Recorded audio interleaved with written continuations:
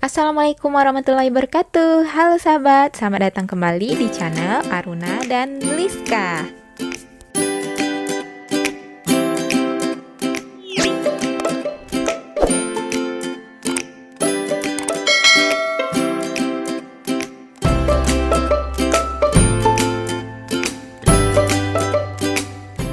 Pada video sebelumnya kita udah bahas tentang menelaah struktur fabel, kemudian memahami struktur fabel pada cerita gajah yang baik hati.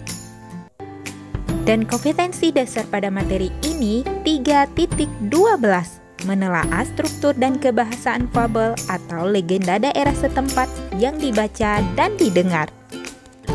Oke, langsung aja kita masuk materinya. Bagian yang kedua, menelaah variasi bahasa pada fabel dalam penggunaan kata atau kalimat. Pertama, penggunaan sinonim dan antonim pada fabel. Sinonim adalah suatu kata yang memiliki kesamaan makna dengan kata lainnya. Sinonim dalam teks fabel dikhususkan dalam kata sifat yang berkaitan dengan efek emosi lemah dan efek emosi kuat. Mari kita perhatikan contoh berikut. Yang pertama, kata rajin. Ini merupakan efek emosi lemah. Berusaha giat, suka bekerja, ini merupakan efek emosi kuat. Kemudian yang kedua, kata sedih. Merupakan efek emosi lemah. Merana, susah hati, sendu, efek emosi kuat. Berikutnya, antonim adalah ujaran yang maknanya kebalikan, pertentangan, kontras antara yang satu dengan yang lainnya.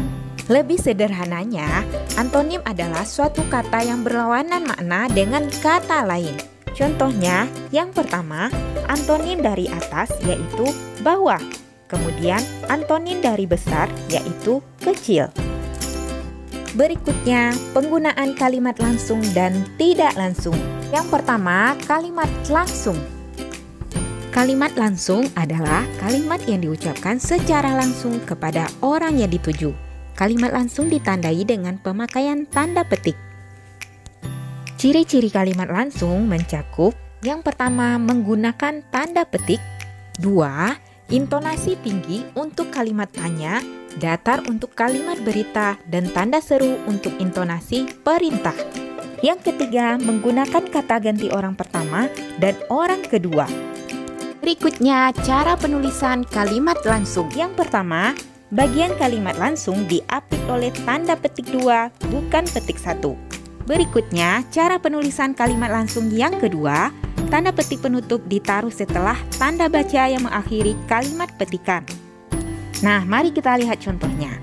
Yang pertama, Andi mengatakan, "Aku akan pergi ke sekolah besok." Nah, ini adalah kalimat yang benar. Contoh yang kedua, Andi mengatakan, "Aku akan pergi ke sekolah besok." Nah, ini adalah contoh yang salah.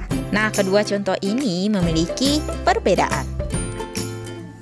Oke, untuk lebih jelasnya, coba perhatikan contoh yang salah dulu. Jadi, untuk yang salah ini dimulai dengan tanda petik terlebih dahulu, baru titik. Itu salah ya. Lalu, yang benar adalah dimulai dengan tanda titik terlebih dahulu, baru tanda petik. Itu baru benar. Cara penulisan kalimat langsung yang ketiga. Kalimat pengiring harus diakhiri dengan satu tanda koma dan satu spasi apabila bagian kalimat pengiring terletak sebelum kalimat petikan. Mari kita lihat contohnya. Ulu berkata, "Biarlah saya bernyanyi sendiri." Nah, di situ ada tanda koma dan satu spasi. Berikutnya, cara penulisan kalimat langsung yang keempat. Kalimat pengiring harus diakhiri dengan satu tanda koma dan satu spasi apabila bagian kalimat pengiring terletak setelah kalimat petikan. Mari kita lihat contohnya. "Ulu, aku tidak suka dengan hujan," kata semut lirih.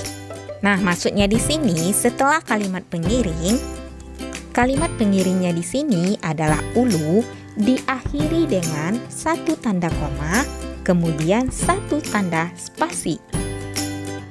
Berikutnya, cara penulisan kalimat langsung yang kelima.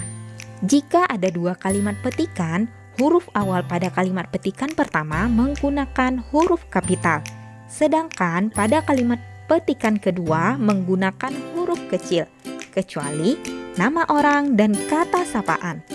Mari kita lihat contohnya. Coba saja minta sama ayah, kata ibu. Dia pasti akan memberikannya. Nah, pada petikan yang pertama menggunakan huruf kapital.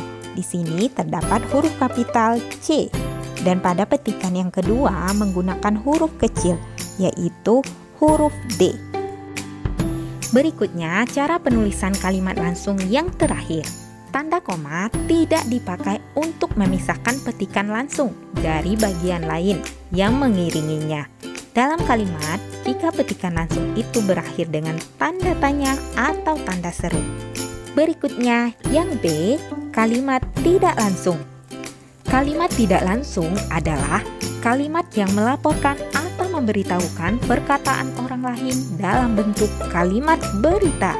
Ciri-ciri kalimat tidak langsung mencakup yang pertama, tidak menggunakan tanda petik. Yang kedua, intonasi membacanya datar. Yang ketiga, terdapat perubahan kata ganti orang. Adapun perubahan kata ganti kalimat tidak langsung, yang pertama, kata ganti orang pertama yaitu saya atau aku berubah menjadi orang ketiga yaitu dia atau ia. Bisa kalian cek pada contohnya.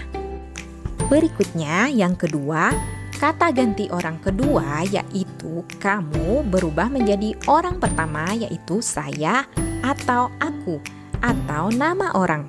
Bisa kalian cek pada contohnya. Berikutnya yang ketiga, kata ganti orang kedua jamak yaitu kalian dan orang pertama jamak yaitu kita berubah menjadi kata ganti kami dan mereka. Bisa kalian cek pada contohnya. Penggunaan bahasa pada fabel berikutnya yaitu penulisan kata seru. Tanda koma dipakai untuk memisahkan kata seru seperti o, ya, wah, aduh, kasihan dari kata yang lain yang terdapat di dalam kalimat. Contohnya, oh begitu, wah bukan main, hati-hati ya nanti jatuh. Berikutnya penggunaan bahasa pada fabel, penggunaan hubungan waktu. Yang pertama, hubungan waktu permulaan digunakan kata sejak, semenjak, dan sedari. Yang kedua, hubungan waktu bersamaan digunakan kata waktu, sewaktu, tak kala, seraya, serta, selagi, sementara, selama, sambil, dan ketika. Berikutnya yang ketiga, hubungan waktu berurutan digunakan kata sebelum, setelah, sesudah, seusai, begitu, sehabis. Berikutnya yang keempat, hubungan waktu batas akhir digunakan kata hingga, akhirnya, dan sampai. Penggunaan hubungan waktu menggunakan konjungsi urutan. Konjungsi urutan ini adalah konjungsi yang digunakan untuk menghubungkan klausa dengan klausa. Klausa itu sendiri adalah bagian dari kalimat yang berisi subjek dan predikat. Penggunaan bahasa pada fabel berikutnya, penggunaan kata sandang si dan sang. Kata sandang merupakan sejenis kata penentu atau pembatas yang letaknya di depan kata benda atau kata sifat. Kata sandang tidak mempunyai makna tersendiri. Makna atau arti kata sandang bergabung dengan kata yang berada di belakangnya. Kaidah penulisan si dan sang terpisah dengan kata yang diikutinya. Kata si dan sang ditulis dengan huruf kecil bukan huruf kapital. Perhatikan contoh penggunaan dalam kalimat-kalimat tersebut. Bagaimana caranya agar si kecil rajin belajar? Tanya ibu. Nah, pada contoh tersebut menggunakan kata sandang si. Penggunaan bahasa pada fabel berikutnya, penggunaan kata depan pada fabel. Kata depan biasanya digunakan kata di, dari, pada, ke. Dalam teks cerita fabel biasanya juga digunakan kata keterangan tempat dan kata keterangan waktu, yaitu di, pada, dirangkai dengan kata depan. Perhatikan contoh berikut. Contoh yang pertama, di dalam hutan terlalu gelap karena pohon-pohon sangat lebat. Nah, kata di pada contoh ini menunjukkan keterangan tempat. Contoh yang kedua, pada keesokan harinya, gajah datang lagi dan seperti biasa ia akan melewati rumah-rumah semut merah. Nah, kata pada contoh ini menunjukkan keterangan waktu. Itu dia materi kita kali ini. Terima kasih udah menyimak dan semoga bermanfaat. Dan jangan lupa untuk selalu support channel kami. Terima kasih. Assalamualaikum warahmatullahi wabarakatuh.